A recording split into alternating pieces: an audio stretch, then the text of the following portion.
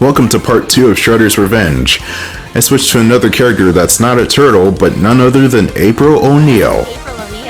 Where April lacks Splinter's power, she more than makes up for it in raw speed. She is the fastest character in the game. And with a good speed character with high combo potential, they can do as much damage as a heavy hitting character. Rumble in the zoo!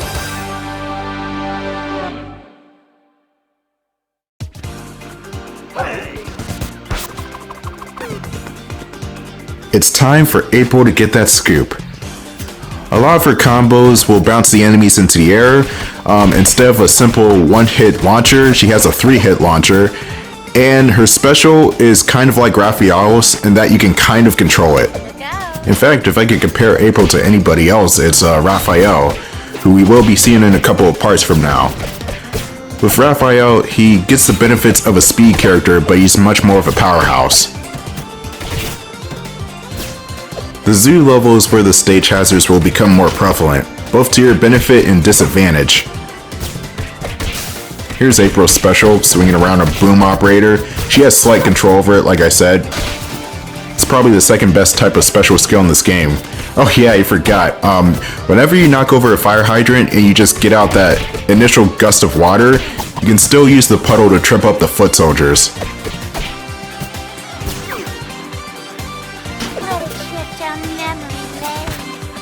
Oh, we just found another one of Irma's embarrassing diaries. Look, I don't need to know anything, okay? Oh, we found a punk frog. The punk frogs make an appearance in this game, and that goes towards another side mission of sorts. The foot soldiers in royal purple have whips, and they have reach too, so you want to be careful about them. They can tie you up. Trash day was yesterday. I have not seen those types of trash cans in a long time. The metal ones? Yeah, that's like something of the past. It's really just the plastic garbage bins now, or Glad heavy bags. That's it. You got archers. They don't really stick around for too long. They just fire and forget. We're just taking this foot soldier out. I like how not only can April do the fling slam, but she flashes her camera into the foot soldier's face to give him some sort of photosensitivity. Look, I wouldn't want a camera flashed in my face neither. Actually, I don't think anybody would. That just seems annoying.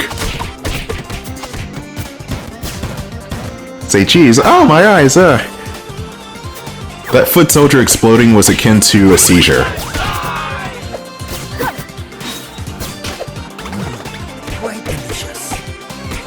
You got these sushi bento boxes, which only really serves as points. That's about it. Here we got more archers, and oh god! And rhinos that are not rock steady. That's what you have to watch out for, animals running amok. There are 3 particular points where the stampedes will go off. You have to watch out for the red exclamation points on the edge of the screen. The first 2 stampedes will give you some place to hide. The last one, however, you're gonna have to maneuver around.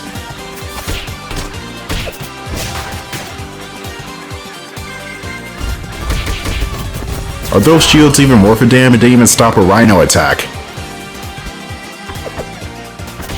Anyway, playing as April O'Neil for the first time since... Oh god, when was the last time we played as April O'Neil in a game? Tournament Fighters on the Genesis? One of the 2003 games? The 2007 games? See, I don't know. We don't usually play as April. She's always getting captured in these games, so it's good to see her actually fight stuff. Especially with that microphone in hand. But the real question is, who's holding the camera? Because we gotta get this stuff for the journalism. And no, we can't use shaky cam. That was a very 2010-ish thing.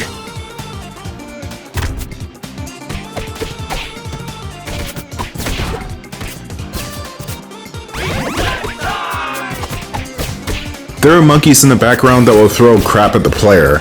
This will mess up one of the challenges in the stage, which is don't get hit by at least 3 of the stage hazards. And the monkeys count as stage hazards.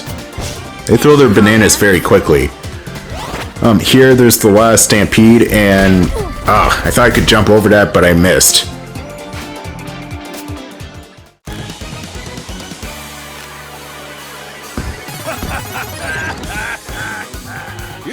to horns, partner. Can you dig it, suckers?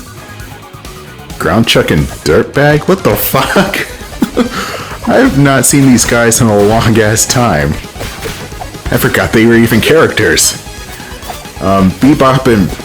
like, yeah, I guess they are kind of like Bebop and Rocksteady 2.0. They again hit each other with their attacks.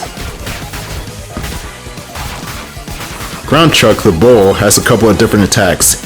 He mainly shoots with his spread shot whenever you're far away, kind of like Rocksteady does with his gun, except they explode this time.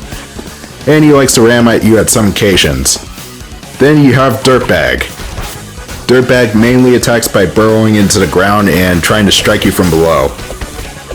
They're pretty simple bosses. You can take their health down very quickly.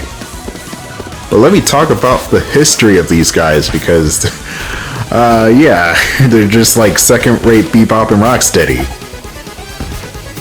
You see, Shredder had the bright idea to go to the zoo one day and attempt to use the mutagen on a lion and a gorilla. He was trying to use a diversion to rob the museum with it. However, those animals were not present. They escaped. It was at that moment that a bull and a mole were set free by Bebop and Rocksteady. The bull runs into the mutagen, spilling it on both the bull and the mole, and Ground Chuck and Dirtbag were born. So at the end of the day, these Bebop and Rocksteady clones were born out of Bebop and Rocksteady stupidity. Who would have thought?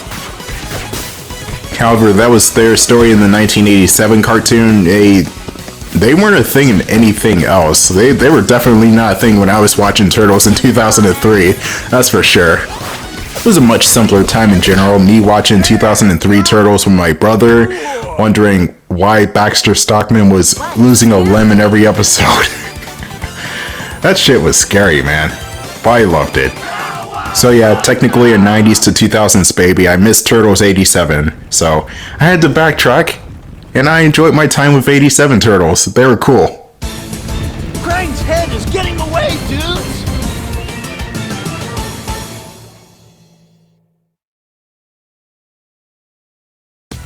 There was something I forgot to mention in part 1 is that the world map design looks a lot like Scott Pilgrim's.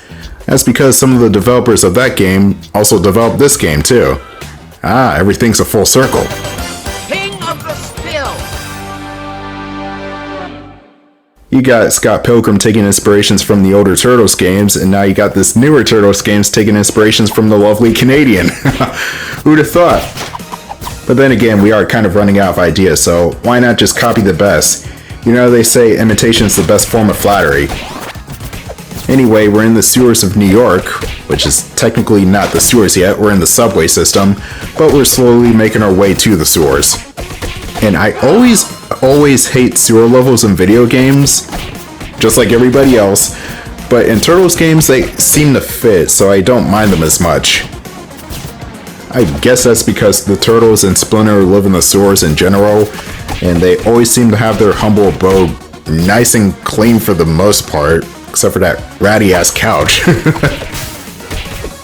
Hey, if April O'Neil's hanging down there, then I'm sure the Turtles and Splinter are doing something to that place. Anyway, you got these salmon pink color enemies, and they throw kunai. They're not that big a deal. They usually jump, and then they throw their kunai. They're not like in the older games where they just throw their kunai at random. And how many times can I say kunai before I get sick of the word? Probably once, because I'm already sick of the word. I am, however, not sick of the slam, though. You got everybody's favorite enemy types, the Mousers. They go down in 1 to 2 hits, but they latch onto you if you let them, so take them down quick.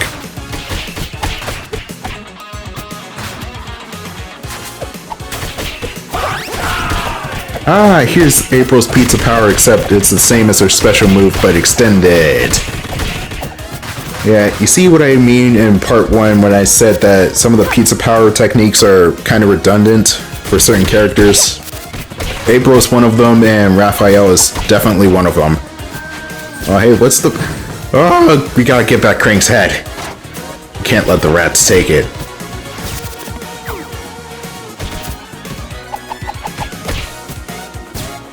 There's gonna be another punk frog in this vault. It's gonna be Genghis. Genghis Khan. Okay, so the Ninja Turtles are named after artisans. Does that mean the Punk Frogs are named after the warlords?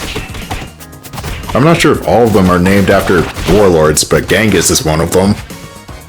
And he's even got a big-ass axe to prove it. But that's besides the point. You got this big mouser enemy that spits out little mousers, and they chomp down on you. So you gotta be careful, they do a lot of damage.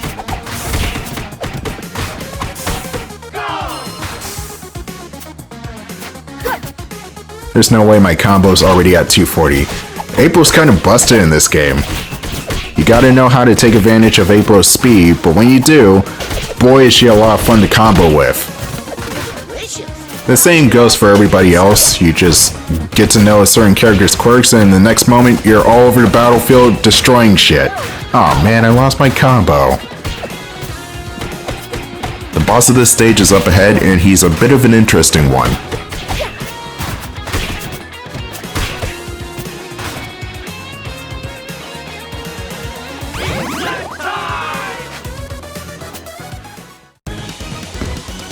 I am the Rat King. You're trespassing on royal grounds. The Rat King, he makes his return from Turtles in Time, and he's even trickier than he was in that game. He'll summon his rat army of death to try and gnaw at your fingers. You have to jump over their patterns, but there are some occasions where you get the odd rat out, and they're annoying to deal with. Get out of my face! It's New York rats with their hugeness. Why are New York rats so big? And I'm not talking about Splinter either. They're really big like that in real life too. I don't get it. The Rat King has a rather dangerous attack where he'll attempt to grab the player and Cesaro swing them. So you want to jump kick when he tries to do that. It does more than one bar of health, so you want to be careful. The Rat King, he's more famous than, say, Ground Chuck and Dirtbag. But he is still kind of like a B-list villain. You know, you got Shredder and Krang, they're probably the most famous, then Bebop, Rocksteady. And I say Toka and Race are more famous than this guy. Then underneath is Rat King. I actually like Rat King as a villain. Instead of being a mutated animal, he's a human that controls animals with his flute. Or more specifically, sewer rats with his flute. And he's got a jet ski. You can even see it, the jet ski from Turtles in Time that's all broken and beached up. Which I'm pretty sure that's a toy of. Hell, maybe I even had that toy when I was younger. If there was any main character, side character, vehicle, background character, there's obviously a toy out of it somewhere. The Turtles were huge back in the day. If there wasn't an advertisement for Mighty Morphin Power Rangers on TV, then the next advertisement was probably Turtles. Oh, good God. Man, Rat King is strong. Okay, I gotta get rid of these rats. They're kind of annoying. I wonder how Splinter must feel since I'm beating up his rat brethren. Oh wait, I can actually play as Splinter and beat up his rat brethren too. Okay, never mind. Anyway, that's episode 5 cleared, and I think this is the cutscene where April does the point at the background meme that's become popular in the last year. Oh yeah, there it is.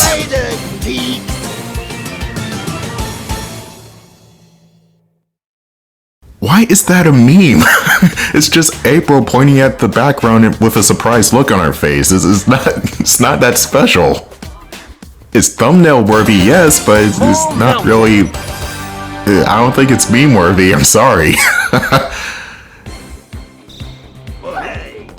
So Bebop and Rocksteady are now all of a sudden afraid of April O'Neil. Weren't they capturing her in the previous games? But why are they afraid of her all of a sudden? Probably because she's beating all types of ass. Well, here's stage 6, the mall. One of my favorite levels in the game because the music and as well as the boss and the whole stage itself is very interesting. You even got the restaurant names as Tacos. Tacos. Yes, that's seriously the name of the restaurant. It's Tacos. Wonder if Deadpool goes there. I'm more of a soft shell burrito type of eater myself. I like how the foot soldiers were planning to eat, I guess, but were interrupting their food time.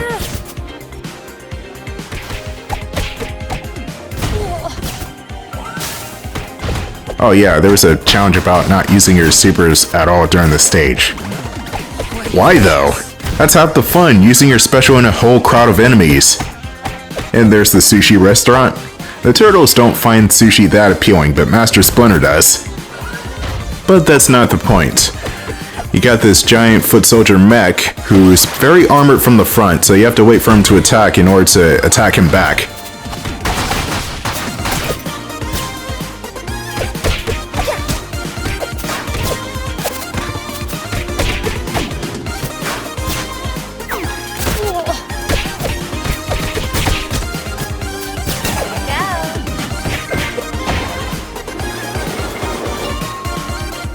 This music is way too damn good. How is it this good? Ah, T-Lopes, mad genius. There's no way.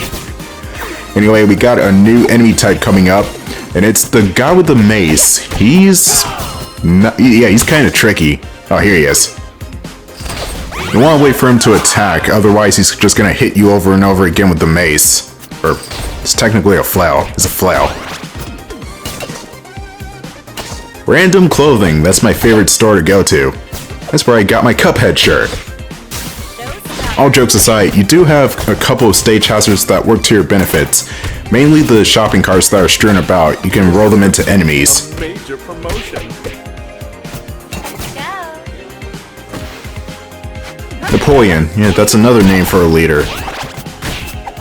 Another flail guy. They are easy to grab and throw off the screen after they do their attack. And another one.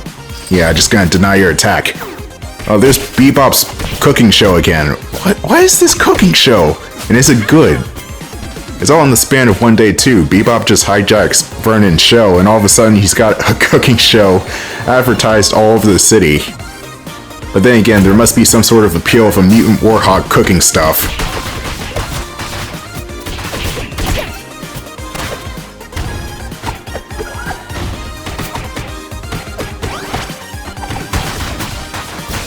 Okay, we made it to Crystal Arcades, where the games are some sort of Space Harrier clone, what looks like Outrun, and something 2. I don't know what it says, but it has the number 2 on it. So it must be a better game than the first one. And then there's Tanzer. What the hell is a Tanzer? Anyway, I found another disgusting bug, which is another side quest that will award you some points. Oh look, it's Shredder. Prepared to die. Or we just let him go. Oh well, let's beat up Tempestra instead. The might of Tempestra. Tempestra, honestly one of the more underrated villains in my opinion. She's got a couple of different attacks, but she's rather easy. And she also summons Toka and Razor. But yeah, Tempestra is very easy to combo. She does have a counterattack where she zaps the area she's currently in with lightning, but you can dodge out of the way no problem. Toka usually has one attack and that's to slide all over the room, and Razor has bad breath, which can stun you. But other than that, Tempestra herself is very pathetic. Still a good villain though. Drop the mic, April. I'm out. I'll see you in part 3 where I play as one of the turtles.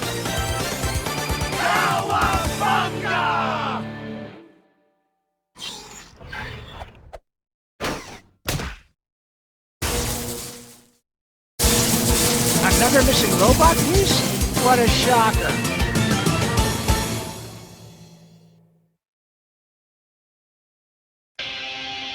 Teenage Mutant Ninja Turtles, Teenage Mutant Ninja Turtles, Teenage Mutant